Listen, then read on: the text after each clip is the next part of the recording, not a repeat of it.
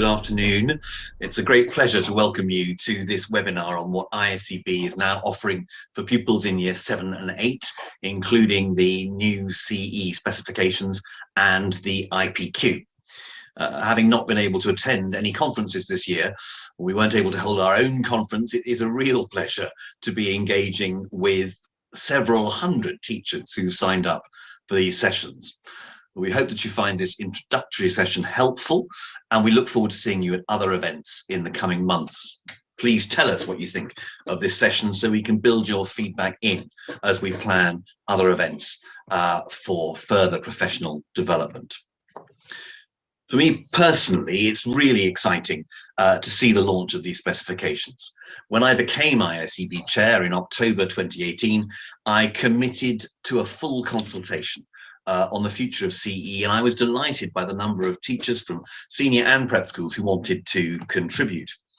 In what seems now like the far-off pre-pandemic days, it would have been unheard of for such a consultation process to take place without meeting face-to-face. And so we held a series of meetings to discuss CE as a whole and individual subjects. And two key elements underpinned discussions. First, we wanted to address the view that CE was in some way outmoded and focused too much on imparting a huge body of knowledge. Second, we wanted to address the perception that it lent itself to rote teaching. This drew us into focusing squarely on what CE is for.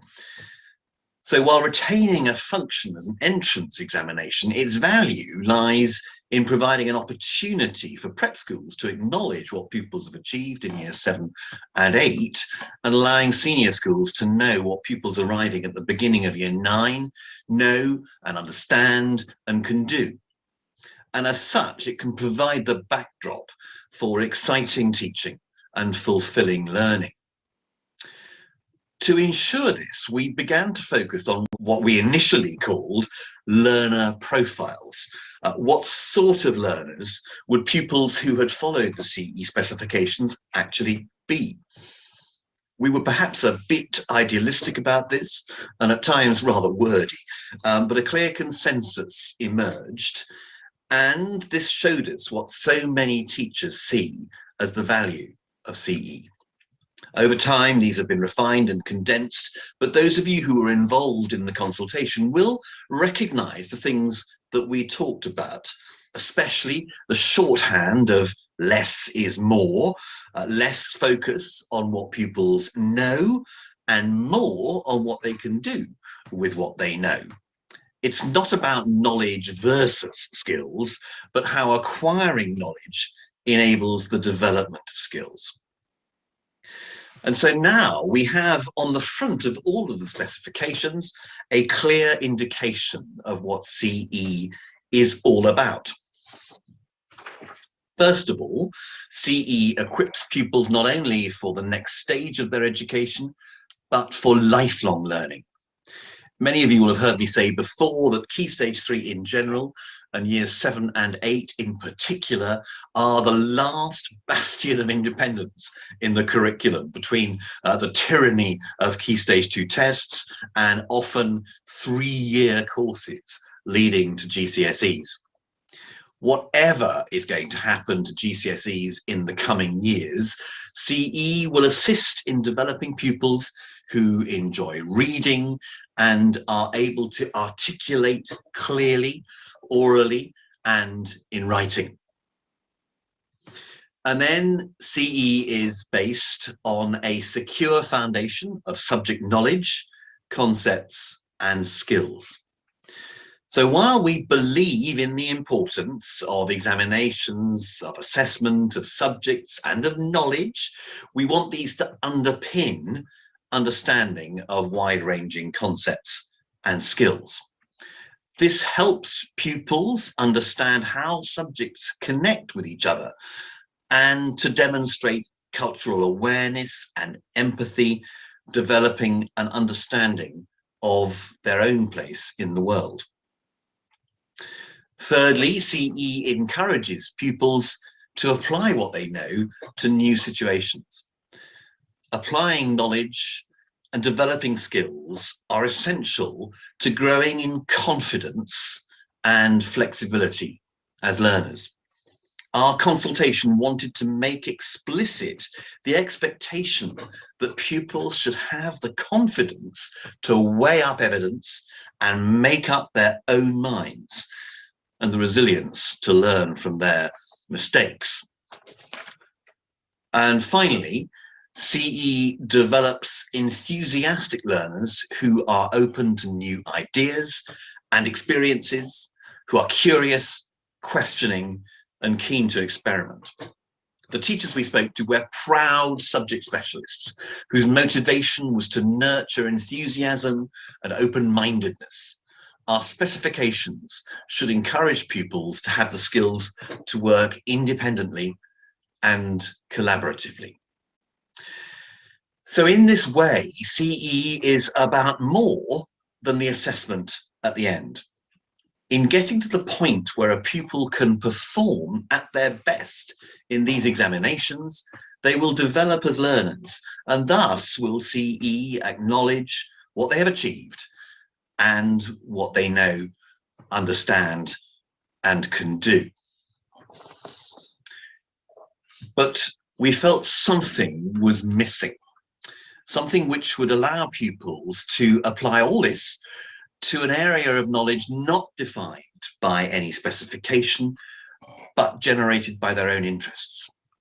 This is what motivated us to develop an age-appropriate version of the extended project qualification, which we have come to call the ISEB Project Qualification, or IPQ. We see this as a real opportunity for exciting learning through real research. The IPQ can be undertaken in subject timetabled or homework time, or in off-table timetable time, like after examinations in the summer term of Year 7, or after CE itself, or of course as a co-curricular activity. It allows pupils to ask a question that interests them, to research the answer, to amend the question in the light of the research, to reach conclusions and to present those in whatever form they wish, be it an essay, an artifact, a podcast, a PowerPoint presentation, a performance, or whatever. Crucially, it's the entire process which is assessed, and the output is only one part of that. So we think that CE plus IPQ make for an exciting and fulfilling learning experience for pupils and allow for exciting and fulfilling teaching. I think that's probably quite enough about the origins and the thought processes behind it all, the why, the whence, and the wherefore. But it's with great pleasure that I hand over now to our new CEO, Julia Martin, to say more about the how the specifications will bring all of this to life. Julia, thank you. Thank you, Darrell. So as Britain's oldest school exam, CE dates back to 1904. It's been an established rite of passage for generations. Both Darrell and I remember ours very well, and actually I'm watching my own children go through that strange mix of preparation, anticipation, and then the joy when they finally get their results and realise that they can transition onto the next stage in their education, in their lives. And transition is such an important milestone for young learners. So in recognition of this, our aim is to balance that heritage that we have with some innovation. And these new specifications have been developed to retain that underpinning subject knowledge that CE is renowned for, alongside the development of key academic skills. The new specifications aim to encourage teaching and learning that makes the examination a natural culmination of 2 years' study. And it develops learners that can apply what they know and can do to unfamiliar questions in the assessment with a sense of confidence in their ability, thus ending one stage of their education thoroughly equipped for the next. But of course, CE is best expressed by our subject experts.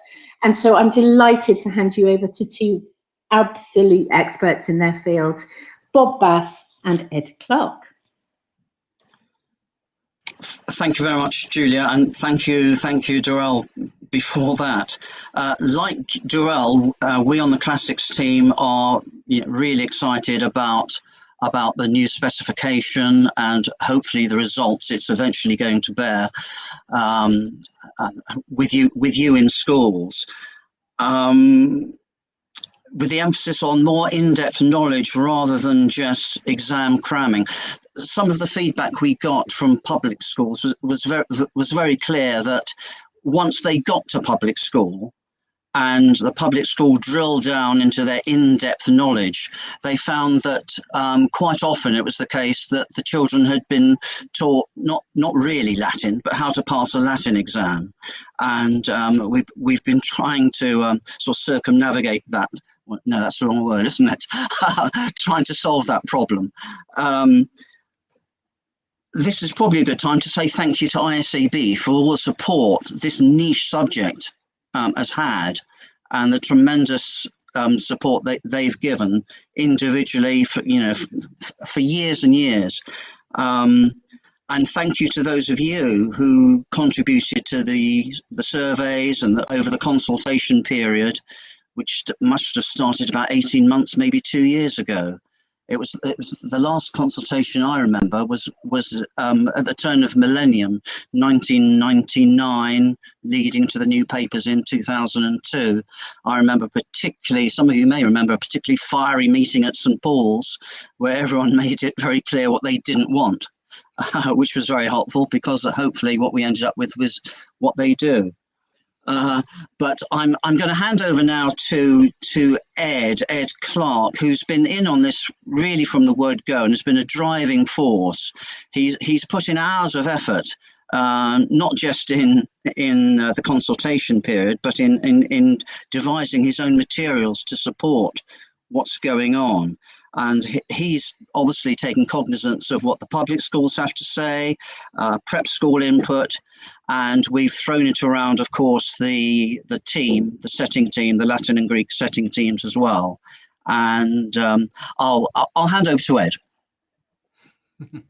Well, thank you very much indeed, Bob, and Jarell and Julia for your kind and helpful introductions. And many thanks indeed to all of you for being here with us today. I'm very conscious that we're beginning this late in the afternoon / early evening at the end of a busy day at a very frenetic time of the term in what has been an especially challenging year. So I shall do my best to be as succinct as I can. And I will get started shortly on the Latin specification, but I will just second Bob's remarks earlier in saying that it's been a huge pleasure and a privilege to be involved with this renovation of the Common Entrance specs for Classics. I'm really pleased with the changes that we've made. I hope that you will be too, both in terms of all of our classroom teaching, but also expanding the wider remit of our whole field, in particular with the inclusion of this new classical civilization paper. But I'll begin with the Latin, and at the risk of emulating the dreaded COVID briefing, next slide, please. Splendid, thank you very much.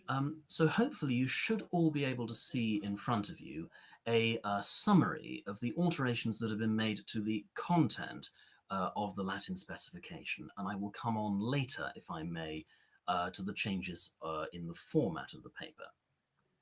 Now, in terms of level 1, the changes have been very minor indeed and consist solely of a little bit of additional vocabulary. The reasons for including the new words that you can see in the top left corner of this page are twofold. Firstly, they just seem to us to be useful words and quite commonplace Latin words that the children should be aware of. But also, when we come to create Common Entrance Latin papers, one of the things we try to do, where possible, is avoid glossing vocabulary, because it becomes distracting after a while for pupils to have to keep flicking between the passage and the vocabulary given on the other side. And these are the kind of words that are quite likely to come up in stories. So for first declension nouns, we have 5 new words: cana, domina, epistula, silva, and villa. There are 4 new words among the second declension masculine nouns: maritus, hortus, libertus, and captivus. And among second declension neuter nouns, there's concilium and forum. I've also included in this table the set phrase concilium capio, I hatch a plan, and we are hoping that pupils be aware of that idiom, as that's obviously quite a common usage of the word concilium. We've also added in a few additional people and places, again, so as to avoid excessive glossing in common entrance papers, and because the vast majority of CE papers deal with Romans, Greeks, Trojans, or some combination of the above. The words Graecus and Romanus, of course, already existed, but we have now included Troianus as well as a noun and as an adjective. And then we have the respective locations as well in Roma, Graecia, and Troia. Now this overall adds up to an increase of about 15 words. So we've removed a few others to offset that increase. You can see there, hopefully, that the word pateritus has been removed from adjectives, simply because it was felt that fear can adequately be expressed with timeo or terio at level 1. More substantially, we took the decision to remove ordinal numbers from 1st to 10th, not because they were felt to be particularly complicated, but rather that the only way they have ever featured at level 1 is to be crowbarred in a rather contrived fashion into a passage. In truth, the first time that pupils are really going to need these ordinal numbers is when they move on to doing time expressions at level 3. So hopefully you can see there at the top of the level 3 column, those ordinal numbers have now been shuttled up towards level 3 and can be taught at the same time as time expressions. So overall, that's an increase of 15 words, but a reduction of 11.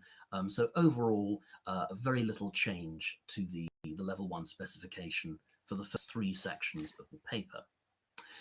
Level 2 has also seen a very slight adjustment in vocabulary, the removal of the word conjunx, a spouse, on the grounds that we now have the word maritus, a husband. So we've got husband and wife. We don't need that additional word.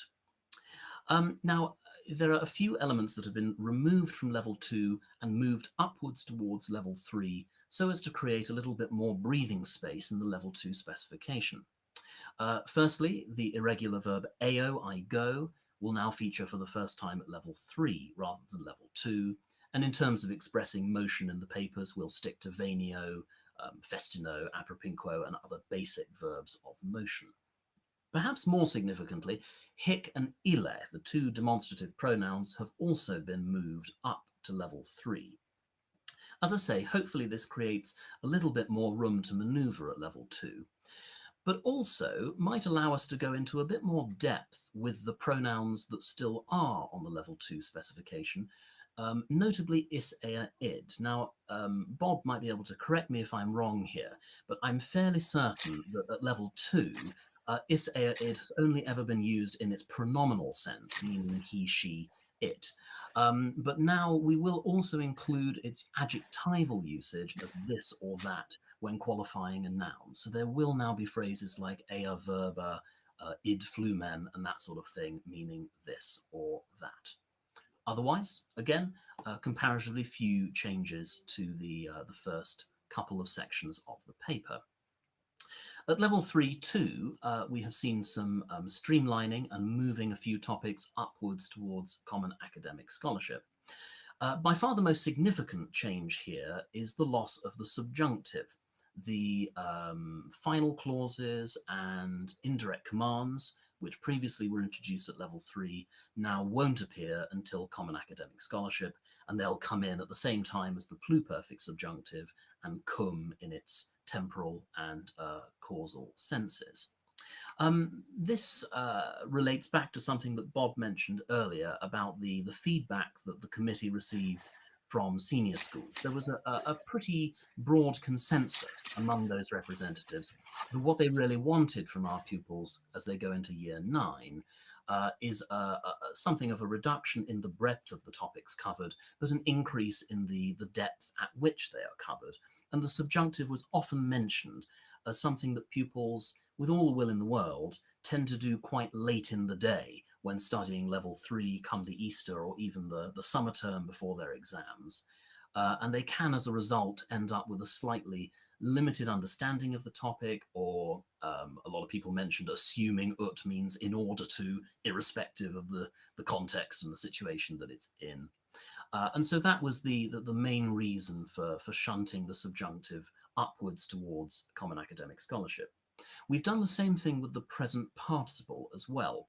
The only participle now that can come up at level 3 is your garden variety perfect passive participle, on the grounds that pupils should already be aware of it from having studied the perfect passive tense. If they know captus est means he has been captured, they should also be aware that captus itself means having been captured. Now this again hopefully creates a bit more room to maneuver at level 3, but we were conscious as a result of these changes that pupils weren't encountering any complex and tactical constructions at level 3 anymore. And so we took the decision to include some very rudimentary indirect statements at level 3. It's hoped that this arises organically from the syllabus because, of course, pupils have encountered present active infinitives at level 1. They've then done present passive infinitives at level 3. And those are the only 2 infinitives that will be used in the indirect statement. So we're talking pretty straightforward. The soldiers believe that they are stronger than the enemy. The king said that the city was being attacked, and so on and so forth. So just to continue having at least one of the more complicated constructions at level 3, hence the inclusion there of those indirect statements. In terms of common academic scholarship, the only new topic is the connecting relative. This is most likely to feature, I should think, in the context of ablative absolutes like quo audito, quo facto, quibus dictis, and so on and so forth. Other than that, common academic scholarship remains much the same as before, but obviously now certain elements that previously were met at level 3 are now met for the first time at CAS, so including ut and ne there with those subjunctives and the present participle. Now I'll move on to my next slide, please, if I may. In terms of the format of the paper, the first 2 questions remain exactly the same as they were before. There's a 15-mark comprehension for the first section, and then an unseen translation in the second. The unseen is worth 30 marks out of 75 for the common entrance levels, and it's worth 40 marks out of 85 at common academic scholarship. We have, however, made some alterations to the third section, the grammar section of the paper, and some more significant alterations to question 4.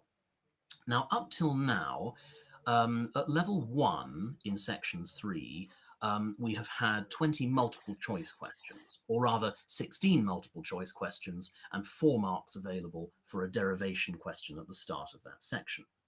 While at levels 2 and 3, generally the grammar questions have added up to about 11 or 12 marks, with then 8 or 9 marks going towards 2 English to Latin sentences.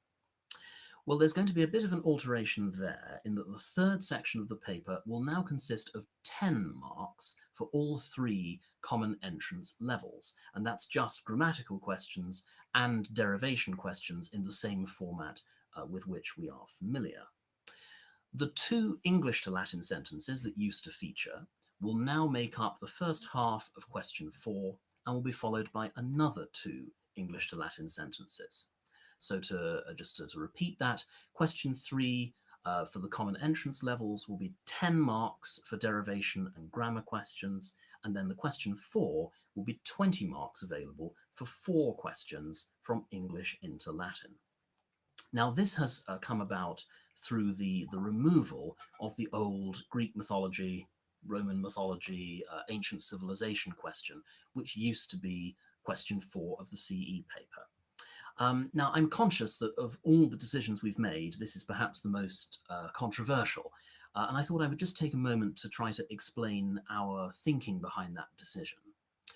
Now, first of all, to go back to some of what Jarell was saying earlier in his introduction, one of the major remits in this revamping of common entrance across the board was to try to reduce the amount of rote learning, which was then simply parroted back, essentially, in the course of the exam. Now, obviously, from our perspective as classicists, rote learning is extremely important, and I wouldn't wish to see it reduced in terms of mastering grammatical tables and vocabulary and so on. It's essential to gain fluency in the language. But question 4 did strike us as perhaps the most obvious example of where we're expecting children to rote learn a significant amount of information and, broadly speaking, simply repeat that information back to us in the exam. My experience, and I think this is quite common, is that that works fine for certain students. Every year I have a batch of students in year 8 who are Greek myth geeks, who probably, in all honesty, know more about Greek mythology than I do. They can tell you who Zeus's maiden aunt is, and they have all sorts of fascinating versions of the stories to tell you, and they find it all very enjoyable.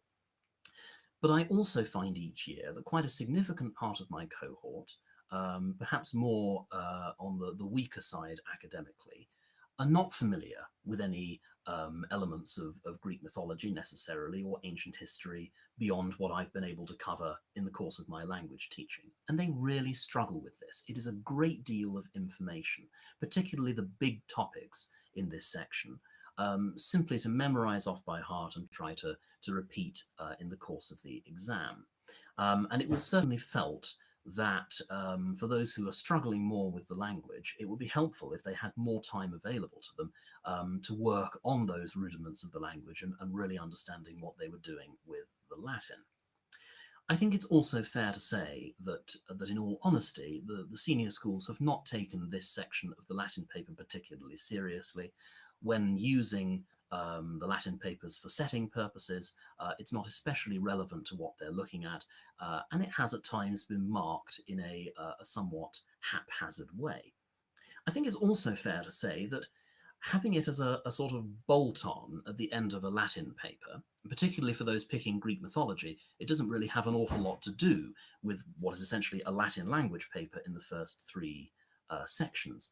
And this doesn't really allow for an in-depth study of any of these materials. Quite often they can be dashed through in order to learn the various bits and pieces for the exam, rather than examined and enjoyed with a degree of leisure.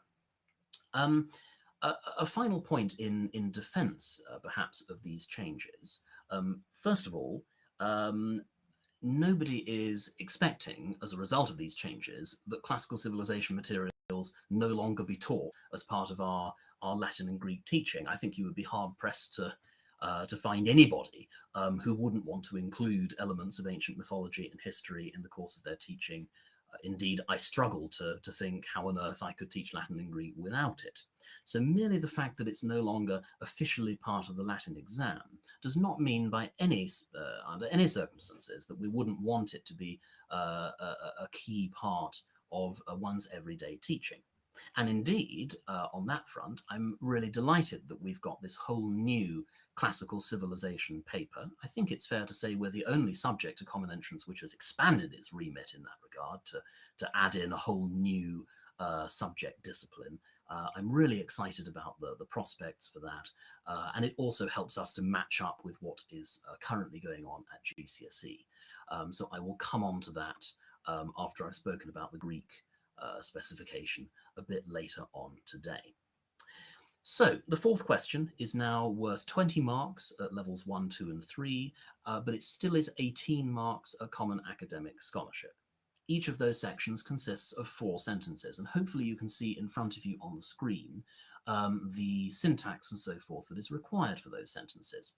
With the removal of the ancient mythology / history materials, it's felt that space has been created in the specification for more work on English to Latin translation. So some of the grammar is a little bit more advanced than it used to be, though our hope is that the these materials have been pitched at about the right level, and some complexities have been omitted. For example, the use of the passive is not expected in these English to Latin sentences. We also took the decision on the same basis, rather than having vocabulary supplied underneath, to have very small specified vocabulary lists for each level, going from English into Latin. These really are very small. I mean, the level 1 specification is only 50 words from English into Latin, and they're all so straightforward that one would hope that pupils knew those words well in any case, going both from Latin into English and English into Latin. I think that brings me to the end of all of the changes to the Latin specification, so I shall move on speedily to the Greek. I have very little to add on the Greek specification. Just onto the next slide, please, if I may. Thank you very much, that's great. And I know that copies of these slides will be accessible for everybody later on, so don't worry if you've missed any information. All of these materials will be distributed. In terms of the Greek, there have been very few changes. We can see here a slight increase at level 1. We've got a small handful of new words, agros and krusos among the nouns, the adjective moros, and euthus, and uketi. Again, along similar lines to the Latin, they're particularly useful words, and they're words that won't now have to be glossed when they come up in passages in the paper. Also included are the present active imperatives in e and ete, so nothing too complicated at level 1. There's a note here for level 2 about irregular verb forms. Now, this is not an addition to the specification. There are no new irregular forms to contend with at level 2 CE Greek. I've only mentioned it because it's now a note that has been included in the grammar part of the Greek specification. So in the grammar section, it is essentially saying, beware, some of the irregular grammatical forms should be found in the vocabulary list, which is within Appendix 3 of the specification. So nothing to be worried about. It's not an increase at all. It's just a little note making sure that everyone is completely aware of what's there in terms of any irregularities. Finally, in terms of the format, just one very small change. There is now a question 8 at both levels 1 and 2 worth 5 marks, and that will consist of some rudimentary grammatical questions based on the passage that featured in the 7th question of both of those papers. I'll move on now, if I may, to the classical civilization side of things. So if I may, I'll move on from those slides to, I hope, a projection of the specification for Class Civ. And we should be able to see some of that on our screens momentarily. While that's on its way, I'll just say again, I'm really pleased about this new specification. I think historically, sometimes Class Civ has been seen as the poor cousin, if you like, of the Latin and Greek languages. And increasingly at GCSE and at university, it's been given parity with the languages. And I think that's a really important development across the world of classics at large.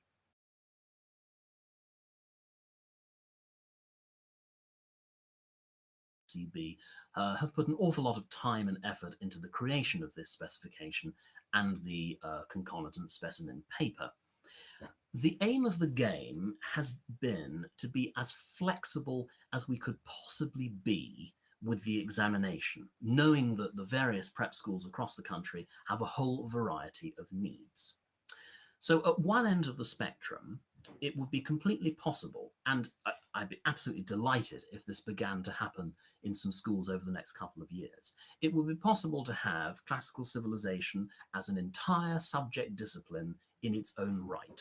It could be taught from the beginning of years 5, 6, or 7, whenever you begin teaching Latin at the moment. And there is enough material here for the children really to get their teeth into with great detail in terms of history, mythology, art, and architecture. So hopefully you can see in front of you now the sections there on the Greeks and the Romans. There are elements here that were hitherto included in question 4 of the Latin paper, and there's also some bits and pieces that have been added in anew. If we could scroll down, please, to the next part.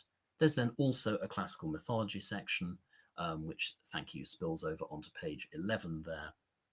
Again, with plenty for the children to get involved with.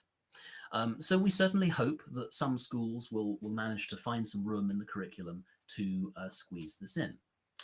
At the other end of the spectrum, it is hoped that it will be possible to tackle this paper for children with about the same amount of work currently required for the question 4 of the Old Common Entrance Latin paper. So with the amount of work that we currently put into Greek mythology or Roman mythology or Roman Britain or whatever, that should be sufficient for pupils to have a good stab at this paper. And indeed, if I could move over now to the specimen paper, which is in a separate document, we should be able to have a look at those questions. So that's the other PDF file. And the format of the paper is simple. There's a total of 15 questions, each worth 25 marks. There are 5 questions in each of those 3 sections that we just saw in the specification, and pupils have to pick 2 of those questions from any area. So you could have pupils confined, say, to just the ancient mythology part, and they would answer 2 questions from that section of the paper, or they could answer questions from 2 different sections of the paper. Now, I think we might be having a slight technical difficulty with having a look at the specimen paper, but hopefully I needn't have it projected on the screen, because you can check it out, as I'm sure many of you already have, on the ISEB website. As I say, it's worth 50 marks overall. The paper is 45 minutes long, and it consists of any 2 of the 15 topics. I imagine that rather than those 2 extremes, we will all find ourselves mixing and matching. I'm starting at a new school in September, which has quite a significant amount of the timetable given over to classics, and I'm certainly hoping that some of my brighter pupils, within the time allocated for Latin, could cope with the new level 3 paper, a little bit slimmed down there without the subjunctive and without those present participles and so on, and also tackle the mythology and end up taking both of those papers. For other schools, it may be that one chooses for certain sets to take classical civilization instead of Latin. And again, I really hope that the flexibility built into this paper means that we can make use of it in whatever way we see fit for our individual schools. I think that brings me to the end of everything I have to say. So I hope all of that has been helpful and informative. And I think I will hand back over to Julia at this point to introduce question time. Thank you very much, Ed. That was absolutely brilliant. I definitely learned a lot. So although I have looked at the specifications, of course, the one I'm really interested in is the introduction of the new class Civ, but we of course have some questions about that. So what I will do first is, before we take questions from the audience, it's just to let you all know that if you are full screen and you minimize your screen on YouTube, provided you're signed in either to YouTube or Google, you'll be able to see on the bottom right-hand side of your screen the ability to chat to us, which means that you can send in questions right now for either Bob or Ed or both to answer. So please do that. In fact, I will just post something in the chat myself so that you can all see where to go. And I will receive those here and I can ask them straight away. The other things, of course, to mention are that Ed was absolutely right. We are going to put the recording of this webinar and also Ed and Bob's slides up onto our website. In fact, they should be there very soon. If you have a look on our website, all of our other previously held CPD sessions are already on there for you to have a look at if you're interested. And we will also be posting up the specifications and any additional material we think will be helpful to you, all there in one lump, all on the website. So please do go there. The other thing is that if you or any colleagues would like to revisit this, the recording of this particular webinar will be available immediately on our YouTube channel, just in case you wanted a rewatch. I'm sure you do. And then lastly, it's just to say that we are really keen to make sure that these new specifications are well received, and that we're creating the kinds of resources and a full suite of information to help you and your pupils access the examinations. And so please don't hesitate to email us on inquiries@iseb.co.uk, and we will make sure we get back to you as soon as possible. So please, there are lots of different ways to get in touch and lots of different ways to access these resources. I think before we start our questions, however, I'm very aware that both Bob and Ed have incredibly active lives publishing and creating resources of their own for classics, ancient Greek and Latin. And I just wondered if I start with you, Bob, if you just wanted to tell us a little bit about your website and resources, because for both of you, actually, they're resources that I've been on and used for my own children and found quite useful. So do go ahead and let us know about those first. Right, Julia, thank you very much for the opportunity to plug. On the publishing side, you know, I've, as you may know, I've been in the game for a while. I rather liken it to cookery books, where the basic ingredients are all the same. It's just a case of repackaging and you know, chucking in a bit of this and that. But I'm always surprised pleasantly by the number of people who like to go from English into Latin. I've been a great proponent of English into Latin because you really get to know the language thoroughly that way. And as some of you may know, I've brought out something tailored for level 1 of the revised syllabus. If you want to get cracking straight away in September, it's called Nova Latina, or Nova Latina if you're a W person, for book 1. And that's sort of what I've called sort of semi-workbook in format. It's fairly traditional, and lots of the pages can be photocopied and issued for tests or preps or fairly self-contained work like that. And I've innovated the vocab chunk boxes here and there so that if you're keen on learning English into Latin, there are 2 boxes in each chapter, or here and there, one coming out of Latin, one going into Latin, so you can adopt the approach you want. I'm hoping to work from about now onwards on a level 2 mapped to the new syllabus, and eventually level 3 and so on before that. You can get up to date with these in my fairly rudimentary website, which is rcbass.co.uk, rcbass.co.uk. You know what it's like in term time.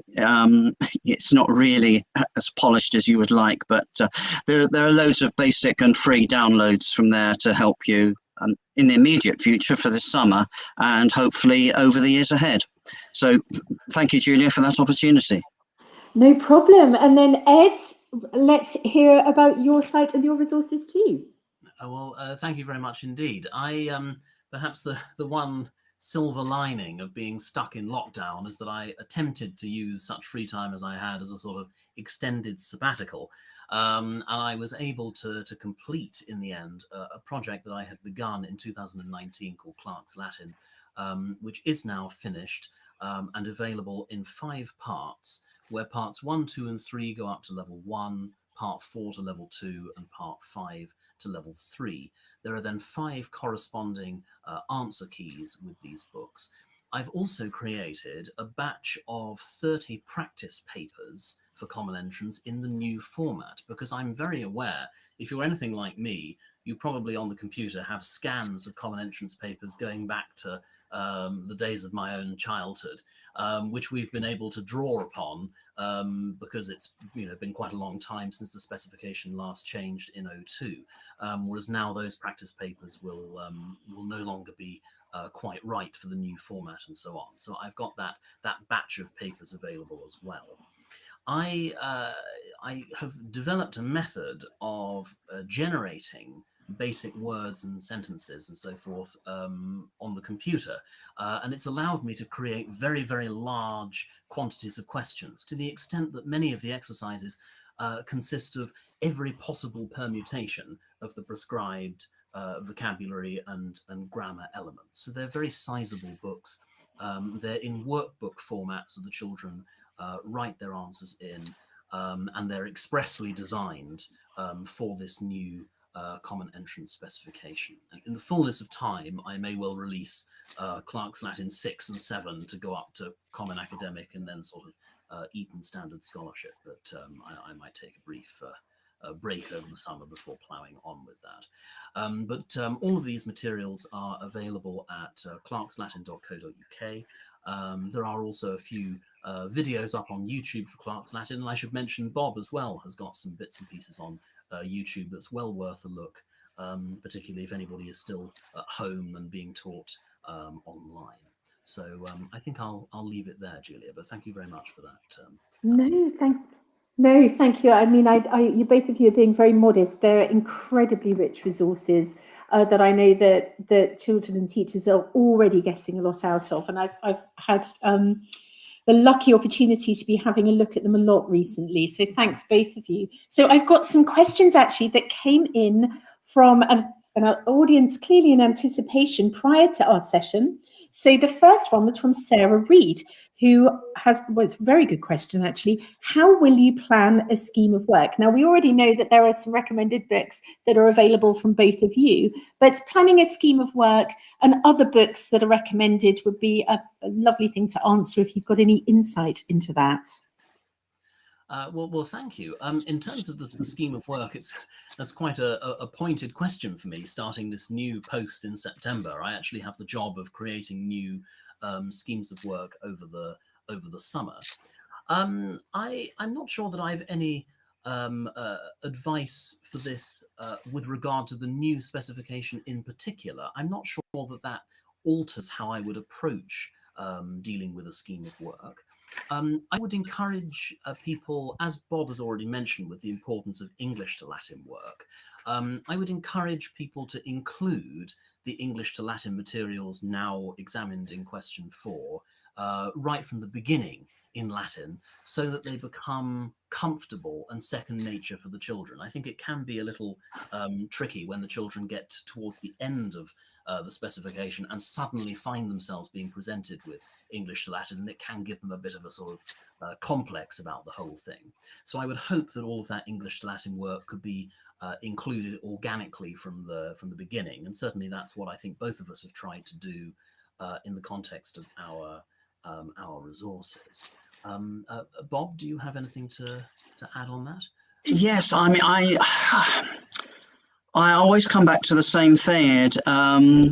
We had a chap at a conference once, Don from Oxford, and he said that, this is with respect to members of the audience who may be at Oxford, but this Don's view was that Oxford Classics isn't what it used to be, and because people aren't as well versed in writing in the language as they used to be, to the extent that at Oxford and elsewhere, they feel the need to run a course in the first undergraduate year of elementary grammar. And he described it as putting a plaster over, sticky plaster rather than in-depth treatment. And my feeling has been for a long time, as Ed just said, that it's not a big deal if you start the English into Latin from the word go and do a lot of it.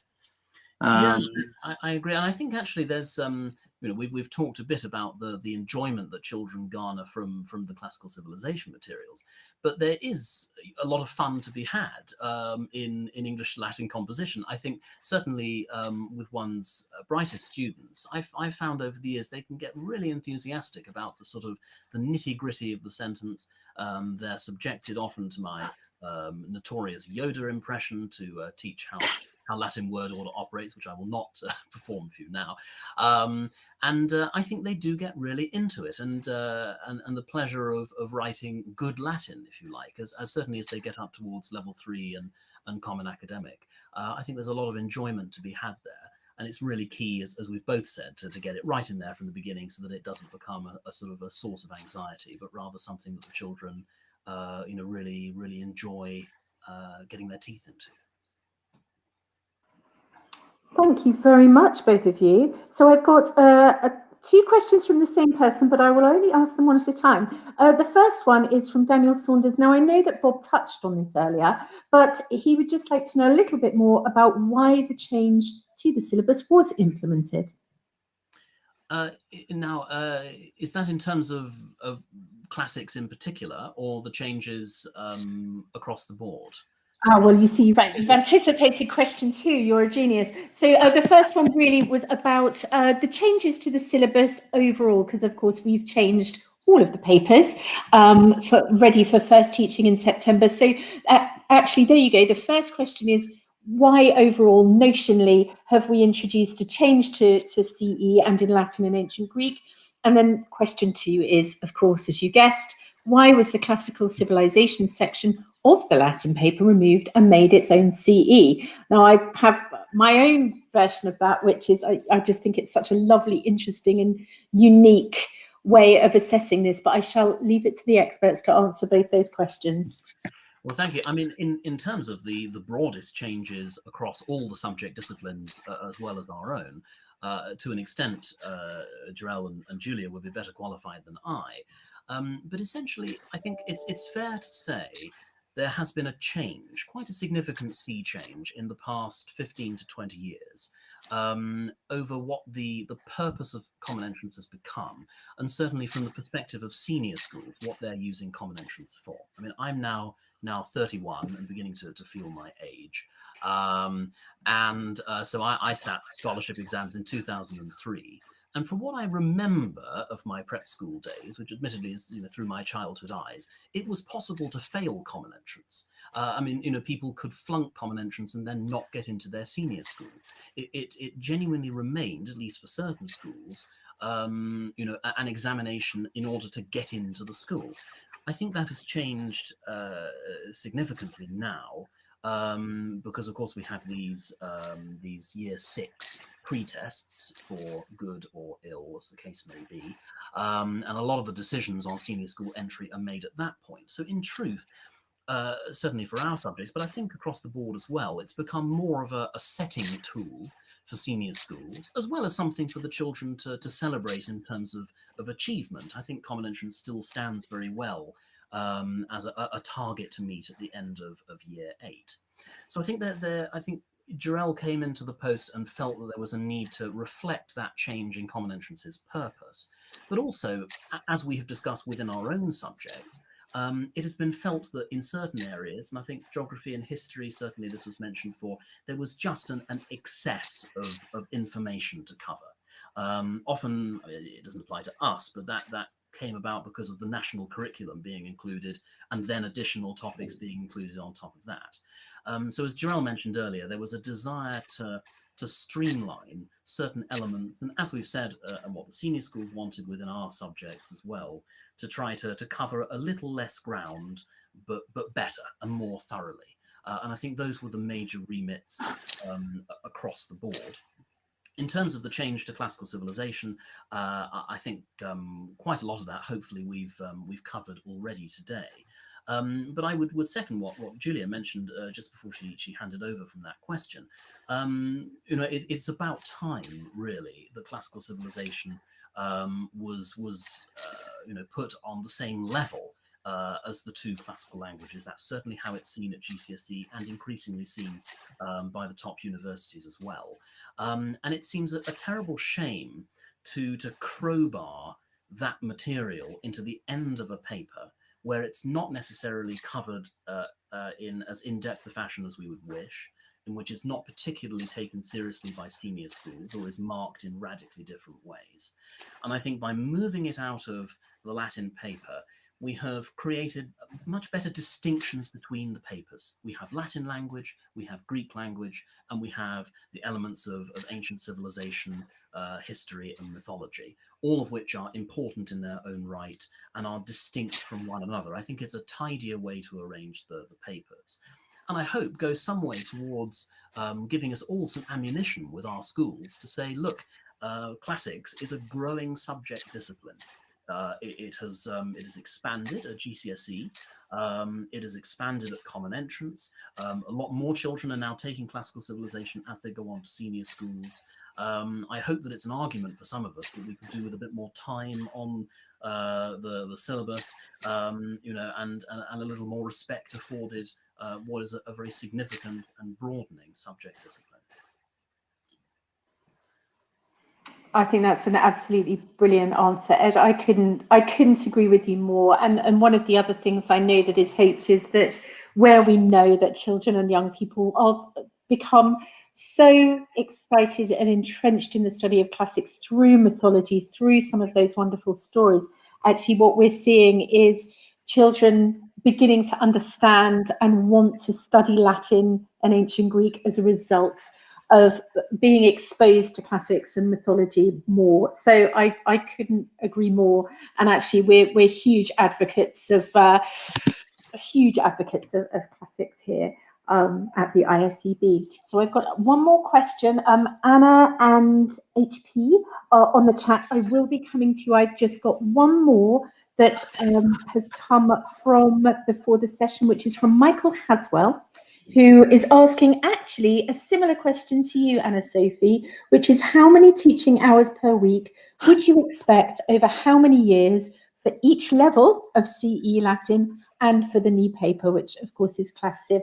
And actually Anna Sophie Boulder has asked the same question, which is how many lessons or how much time would you give or would you timetable for new classical Civ? We currently teach 3 45 minutes of Latin. So I think again it's an important, if complicated, question to answer because we all have such varying amounts of time open to us in our different timetables. I mean, at the moment, where the school where I am at presently at Highfield, we start Latin in year 5. We're on a 2-week timetable. We have 50-minute lessons. There's 1 lesson a week in years 5 and 6, and then there are 5 lessons a fortnight in years 7 and 8, alternating between 2 and 3. And I must admit, I mean, that must be about 1/3 of what I myself had as a boy. I mean, we had a huge amount of Latin in the timetable when I was at prep school, where it really was seen as a core subject. But then I'm conscious from IAPS conferences and talking to lots of people that actually the amount of time I'm allowed at Highfield could be considered quite generous in comparison with what other schools do. In terms of the Latin and the Greek and the new specifications, they are designed to be, we hope, no more onerous than the papers and the specifications were previously. They are designed to be conducted in the same amount of time as before. Obviously, certain elements have been removed, so we've lost the ancient mythology and history. Certain levels, as we've discussed, have seen things like the subjunctive be removed and shifted up a bit. But then there has also been a concomitant increase in the amount of English to Latin. It is hoped that all of that balances out. So whatever you presently have for whatever levels you take at your different schools ought to be sufficient, if it's sufficient already, for the new specifications as well. I would take this opportunity to say, and please feel free to relay this to heads or directors of studies or whatever, even after studying Latin in years 5, 6, 7 and 8, I still have pupils who will sit level 1 common entrance. And indeed a fair number will end up sitting level 1 this year because of all the disruptions with COVID and online teaching and loss of time within our timetable. I think it's very important that we're always putting pupils in for the levels that are appropriate to them. And actually, this brings me on a little to HP's question I can see there in the chat, whether we anticipate more schools now requesting level 3, given that levels 2 and 1, or perhaps level 2 is a little bit on the simpler side. What I would say is, in my experience of the discussions around all of this, the senior school representatives all said to us, it pretty much in unison, we would rather pupils were turning in an excellent performance at level 1 than not such a good performance at level 2, or taking level 2 rather than struggling with level 3. And I think it's really important that we relay that to our respective directors of studies, deputy heads, academic, and so forth, so that they're aware of that. I think that is very much what the senior schools are looking for. In terms of the new classical civilization specification, it's a bit difficult for me to give you an answer because it is designed with so much flexibility built in that really it should be able to adapt to whatever time you have, rather than us specifying an amount of time in which it should be studied. As I say, if there are schools out there that can find the space in the curriculum for an additional subject, or maybe a couple of lunchtime clubs or an after-school activity or some way of extending it, there really is room for it to be a serious subject discipline in its own right. But it is also something we hope that could be taught as part of the existing Latin part of a timetable, or again, perhaps as just a club here and there, or something that certain children enjoy doing in their own time and then end up taking at common entrance. I know that the school I'm starting at in September, for example, has Greek in that way. Greek is off timetable. It's taught as a lunchtime club, and a handful of particularly enthusiastic children take it each year, with as much time as can be carved out during those club slots. I think that's everything I can add on that question. Thank you very much, Ed. Well, what I'm going to do now is just give the audience a last minute opportunity to ask us any questions. So whether you want to put those in the chat, do let us know. Whilst I just give you that opportunity, of course, it's a huge thanks to Bob Bass and Ed Clark for their expertise and also for the unbelievable amount of hard work that has been put into these specifications. There are years of expertise, not only in teaching, but in creating resources and ensuring that we are generating the most academically robust, but interesting and exciting specifications that we can. And that's absolutely down to you and your team. So a huge thank you there.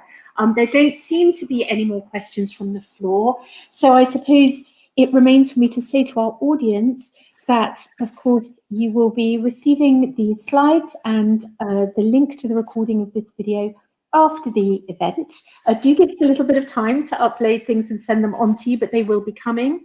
They will also be appearing on our web pages. So those resources alongside a copy of the specification and any other resources that are made available will be there. We will also put links up to both Bob and Ed's websites so that you can have access to their wonderful resources and expertise there as well. And as I say, for any of you that have any questions, either for us here at ISEB or for our teams of specialists, do give us an email on inquiries@iseb.co.uk. So thank you everyone that's tuned in for joining us. We have some more webinars coming up in other subjects. I think we've got one foreign languages on Thursday. We've then got theology, philosophy and religion. I think that's on Tuesday. And then next Thursday we have maths. But most importantly, thank you so much to Bob Bass and Ed Clark for a wonderful presentation. And we do hope that lots of you are enthused and engaged with our new specifications from First Teaching in September.